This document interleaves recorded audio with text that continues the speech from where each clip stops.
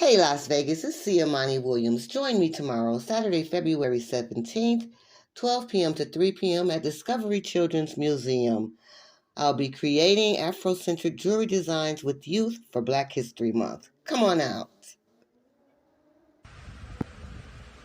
Forest with the beads on the string and then tie it into a knot. Local artist CImaniWilliams shared her craft with kids to embrace Juneteenth. This is a day to honor the ancestors who've come before us, those that had made it through the struggle. Using colors and materials for symbolism. The red for the blood that is spilled, the black for the people, and the green for the land. And the colors and the materials have significance not only to the motherland when we're talking about natural resources. And one parent says she appreciates the efforts from the museum. We love that it incorporates the step dancing, the rhythm, how it came from our ancestors and everything it offers, and it really does put a smile on our faces. And children welcome the experience. When you're stepping, it's like you make the music, you make the sound, it's like all on you, and it just feels